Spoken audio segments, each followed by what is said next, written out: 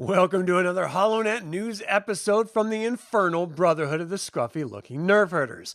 My name is Adam, and it is March 17th, 2026. Today's Star Wars news discussion is going to include Hutt Sex with an H. I know where you're going with that.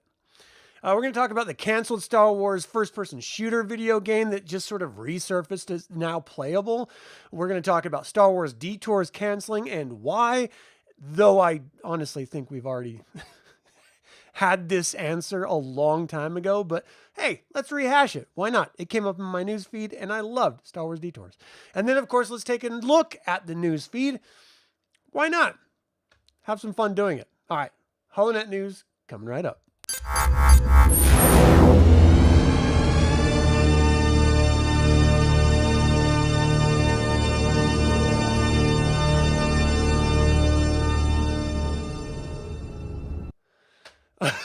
This is such a strange article, but I saw it and I had to include it in today's news because who would ever think about this? Apparently someone did. James Whitbrook from Gizmodo did. So, the Hutt Sex Explainer you don't want, but are kind of curious about.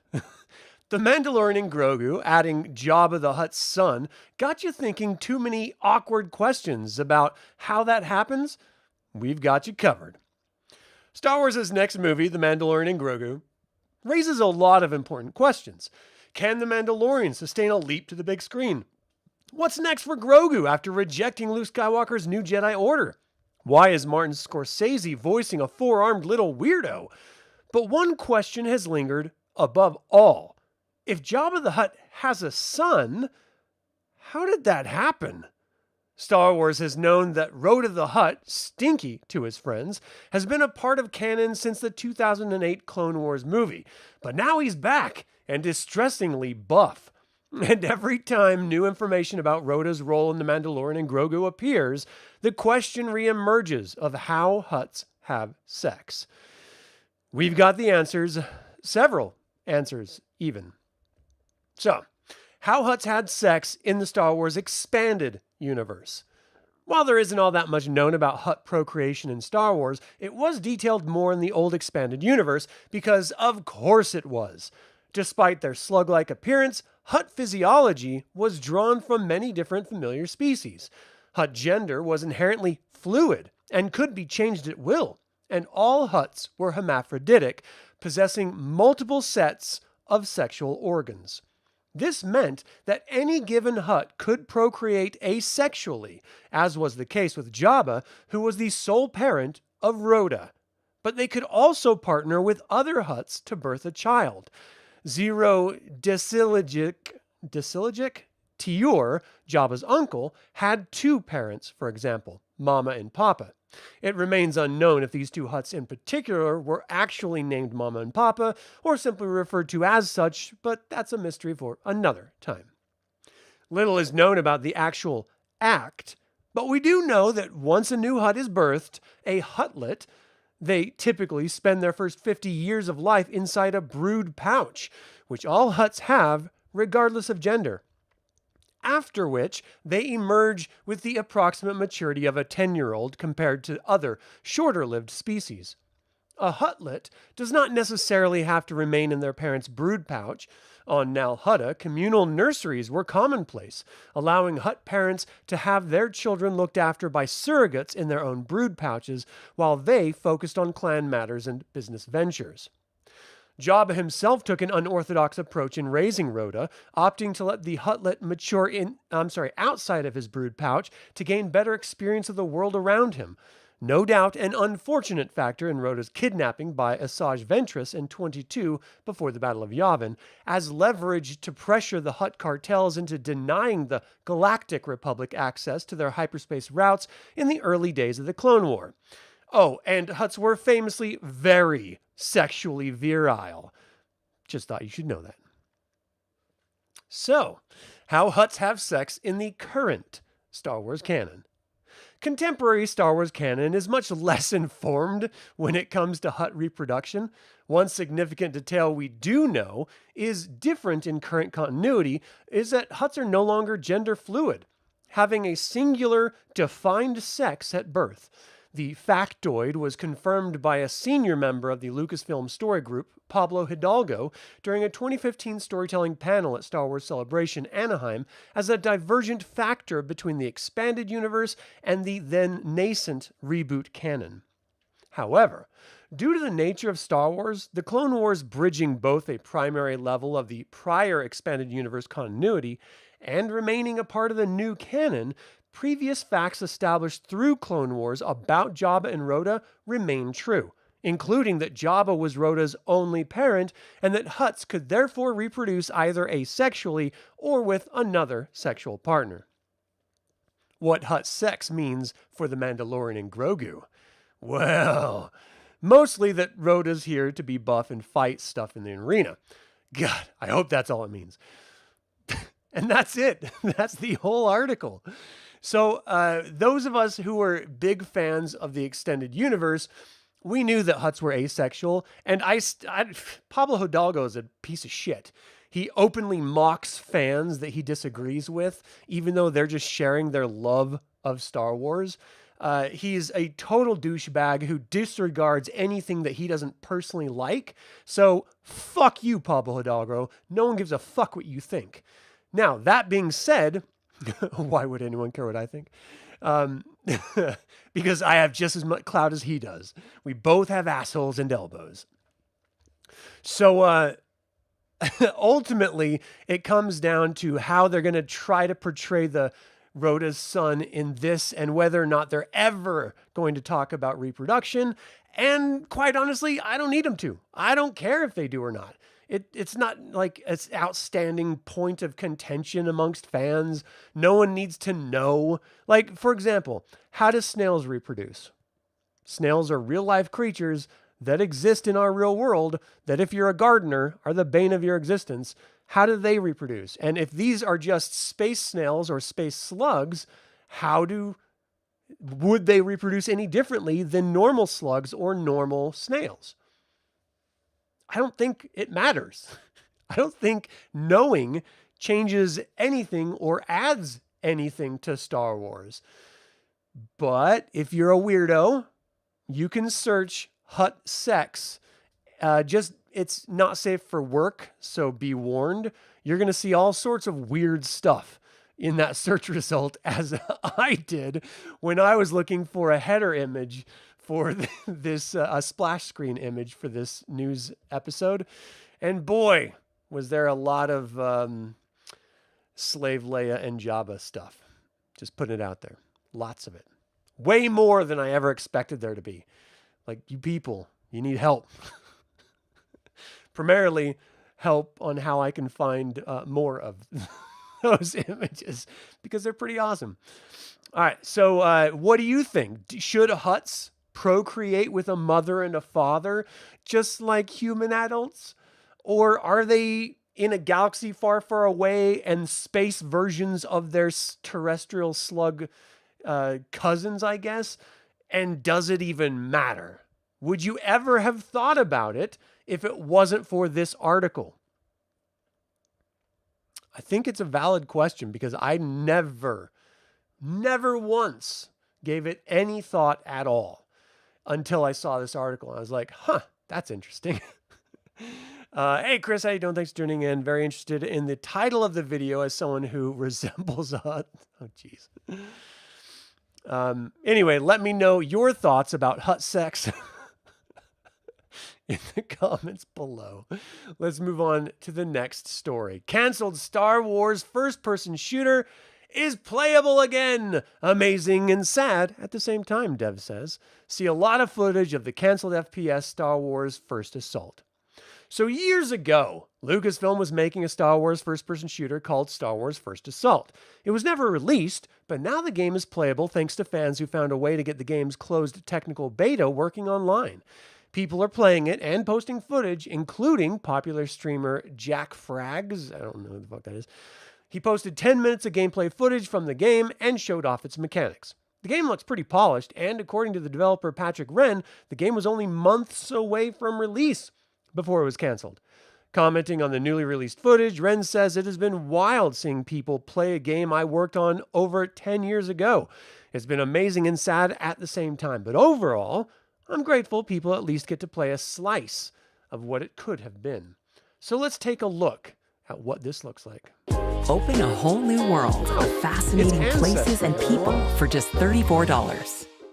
My favorite spring palettes are influenced by things you see in spring. You pick a flower and you can... In a galaxy far, far away, around 2012, 2013 actually, there was a brand new Star Wars first-person shooter multiplayer game called First Assault that was ready to begin a technical test beta.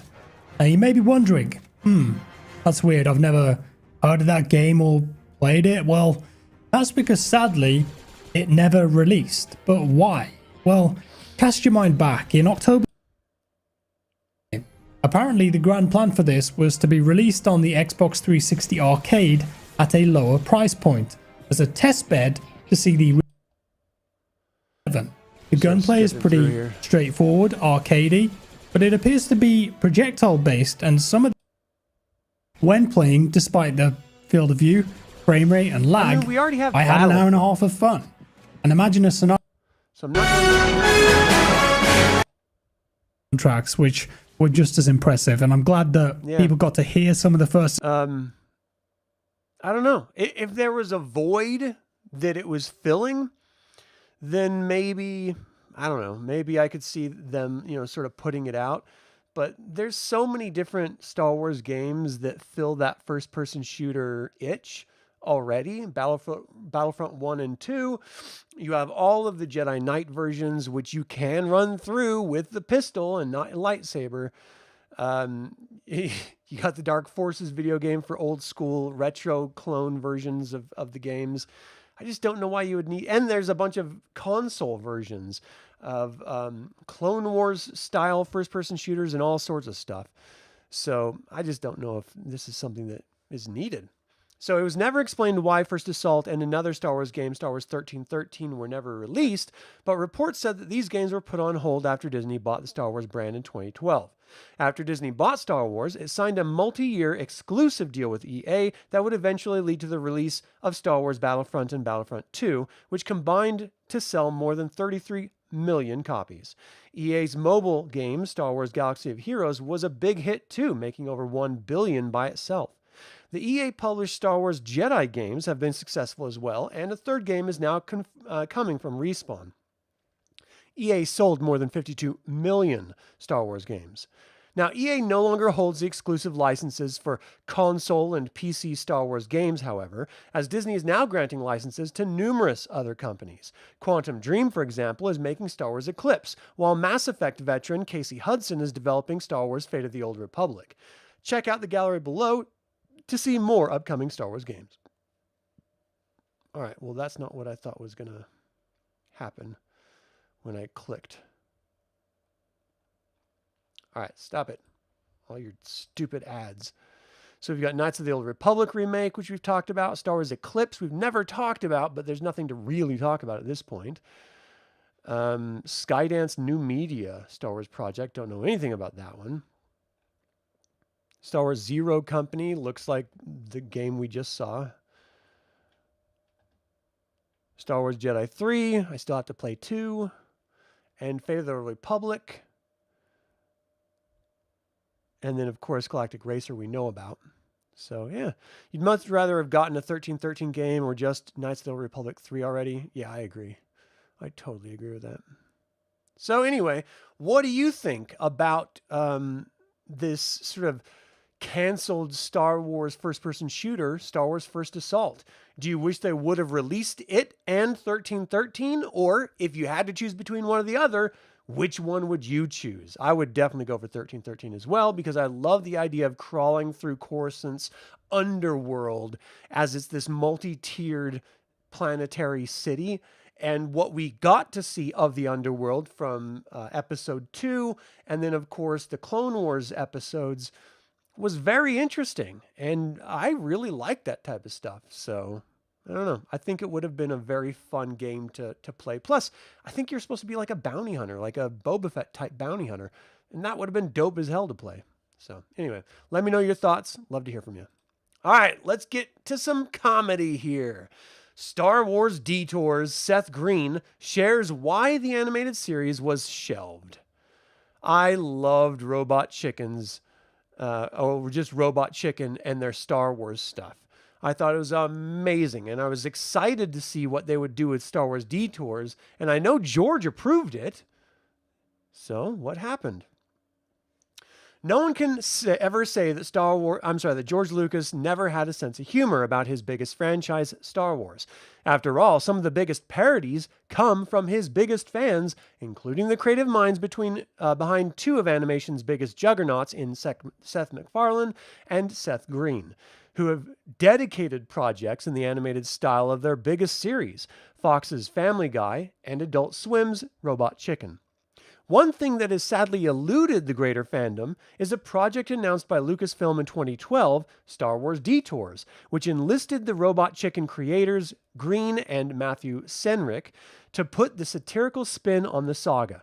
Speaking with comicbook.com, Green shed some light on why the series hadn't seen the light of day even after Disney purchased of Lucasfilm in 2012. Seth Green on what's preventing the release of Star Wars Detours. Green explained what it would take to make Star Wars Detours work. Detours itself would have to be edited, upgraded. They'd have to do new work on it to make it possible to put it on streaming. And I just don't think that they're willing to commit the spend to update and release this when they can't see a clear benefit.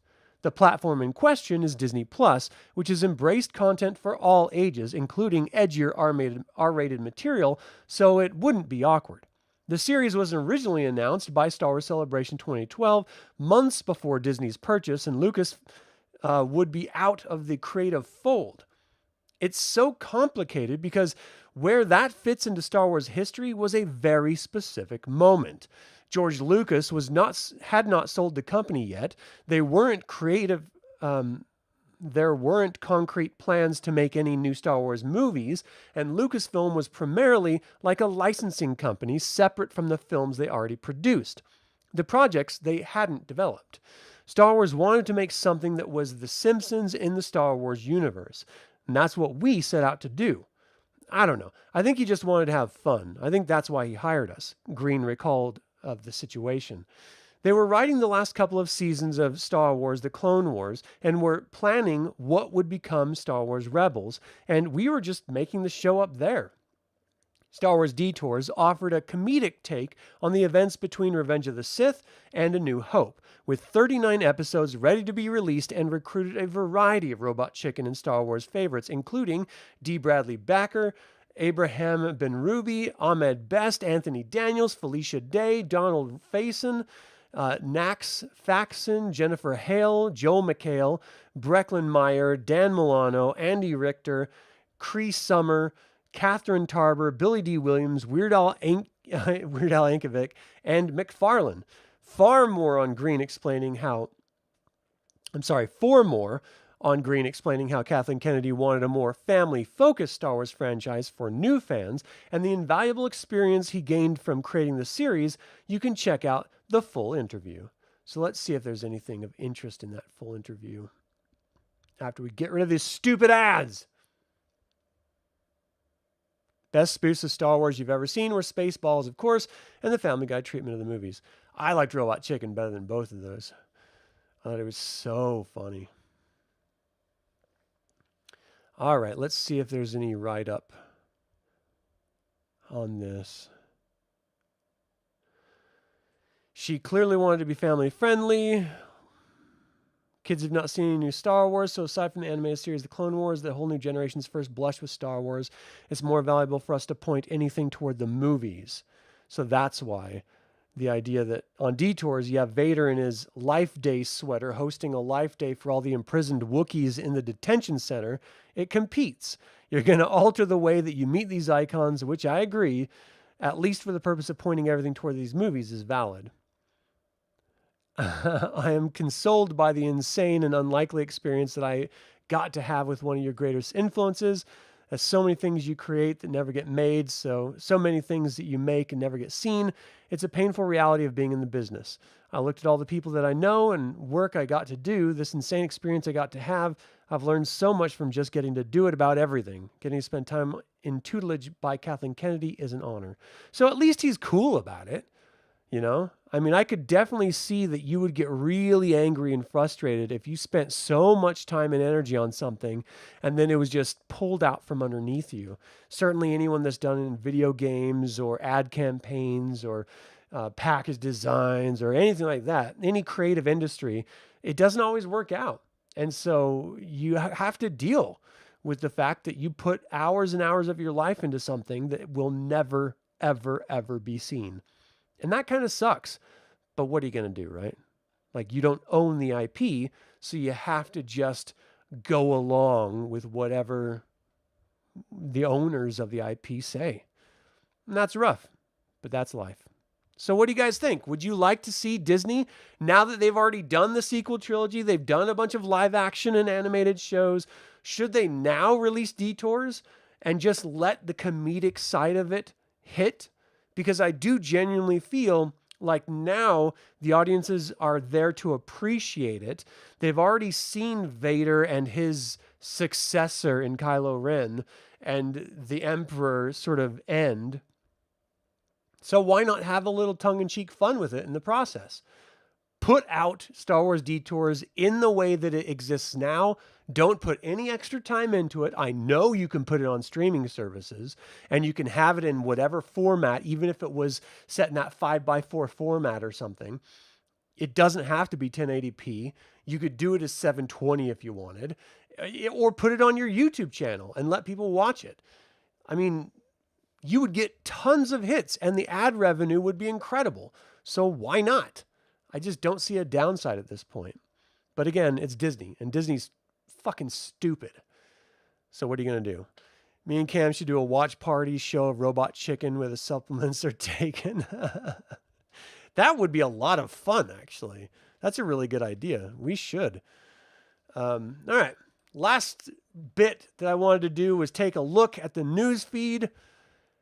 And what do we have to look at? Let's look at the many mechanical limbs of Maul. If I do a trailer with Star Wars music, it demonetizes everything I do. And when I contest it, they always lift it, but it takes weeks to months, in which case no one is going to go back and watch the content again. And so I just miss out on all the ad revenue. So I don't like doing that anymore. But I will go over this because I thought Maul's trajectory in the Clone Wars was great. I really, really enjoyed it because it mirrored a lot of the comic stuff that he'd already gone through. From spider legs to Night Sister magic, the many mechanical limbs of Maul.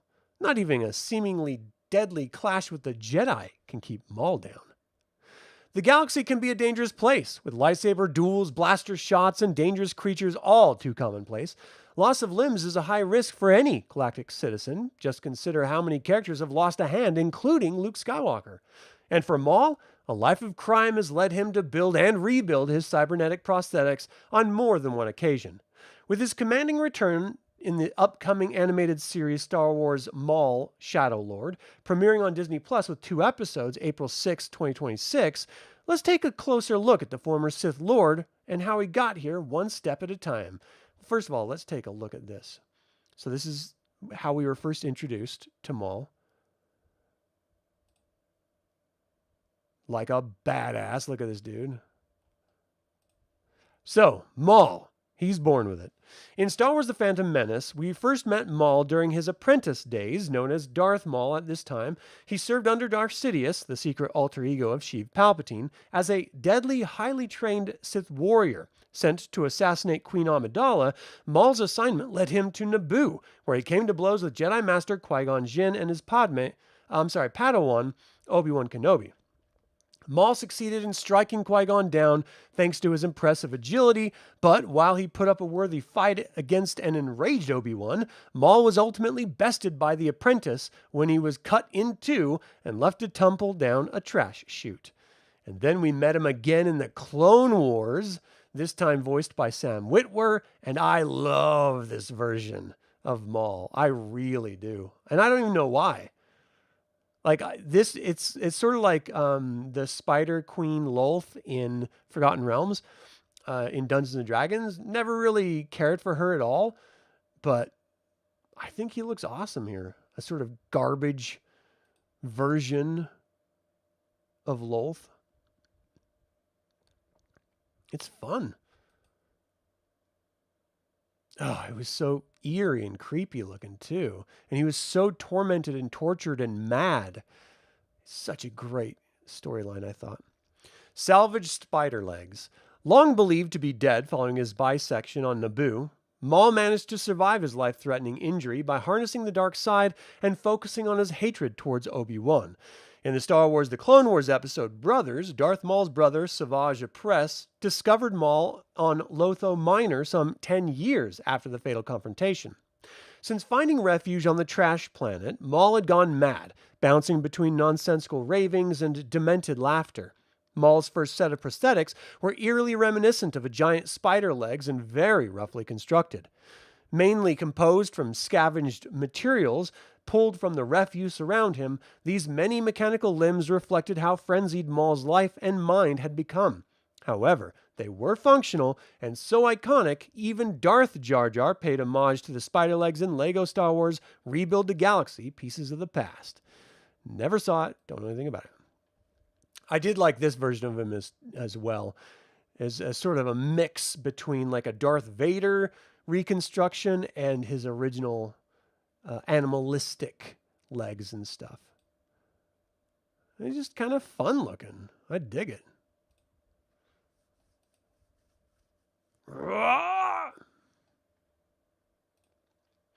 So, Dark Magic Claw Legs. Thanks to Savage, the brothers returned to their homeworld of Dathomir in Star Wars The Clone Wars episode Revenge. A ranting and raving Maul was rescued by the Night Sisters, the mysterious coven of witches who wielded dark magics. The Night Sisters' matriarch, Mother Talzin, lured Maul onto a stone altar, taking him apart piece by piece to rebuild the son of Dathomir mentally, physically, and spiritually. His spider legs were replaced with two new, reforged legs made of magic and nearby recycled droid components. A truly wild combination. Originating in the 2005 graphic novel anthology, Star Wars Visionaries, by concept artist Aaron McBride, they notably featured claw-like grips at the bottom. And then, of course, we get the reconstructed normal version of Maul.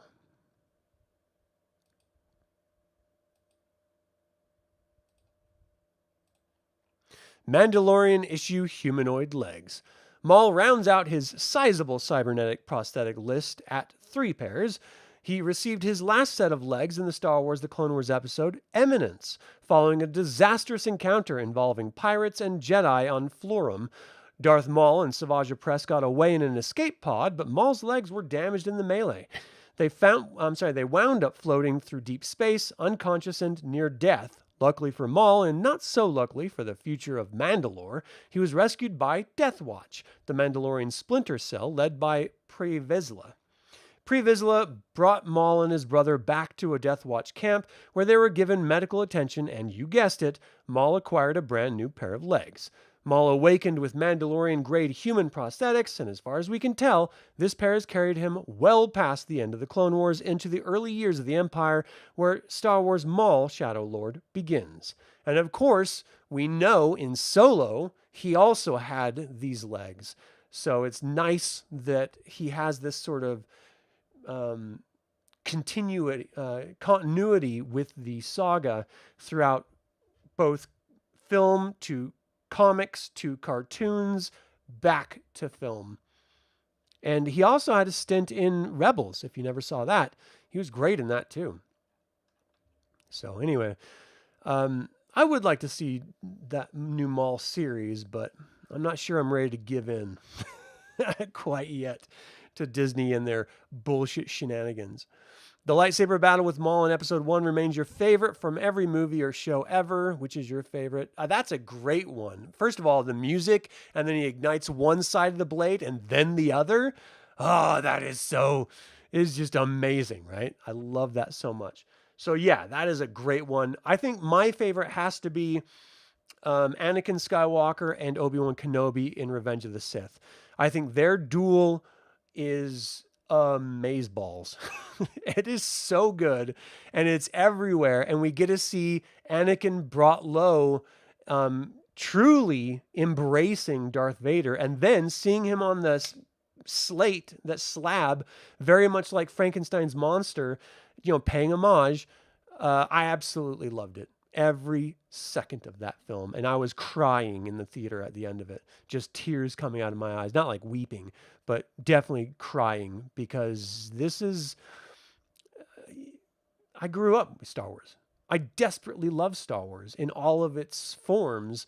And it sucks when you have some Star Wars that you don't like, when you've grown up and loved everything they've done up to a point. And I think that's why me and so many other fans were so bothered by the sequel trilogy, is that it didn't feel like Star Wars. It was going in weird, crazy directions, and even against the original creators, George Lucas's suggestions. And it just didn't make any sense, especially with so much material about that time already existing. They could have just repurposed existing stories and told some great, great stories. And the haphazard bullshit they're trying to do now to fix and repair, I think it's too late. They already fucked up the entire saga. They need to scrap all of this canon and go back to what they now refer to as legends, and just make films out of the legends, novels and comics, etc. They would make so much money by doing that. That's your second favorite. That's great too. You like it when they started spinning mid-battle because the styles are so identical. Yeah, and just the physicality of them fighting each other, not just with the lightsabers, but with the Force as well, and like kicking each other and punching each other. I mean, it was like a street fight between Jedi. It was dope as hell. I loved it so much. All right. Anyway, what do you think of Darth Maul? Did you like the way he was cut in half originally, or did it leave you feeling a little hollow? And are you glad that he came back and that he's going to get his own standalone cartoon? Let me know in the comments. Love to hear what you have to say. But that, my friends, is all that I have for today's HoloNet News episode. If you enjoyed it, be sure to like, comment below with your thoughts, and subscribe so you can catch the next episode where we'll explore more Star Wars news. You can also support this YouTube channel by becoming a YouTube member or a Patreon patron. Links are in the description below. Thank you to creator patrons Aaron Hardy and D. Robert Handy, developer patrons Chris Androu and Sam Ruiz, and all of the YouTube members. Thank you for watching, and until next time, my fellow scruffy-looking Nerf Herders, may the Force be with you.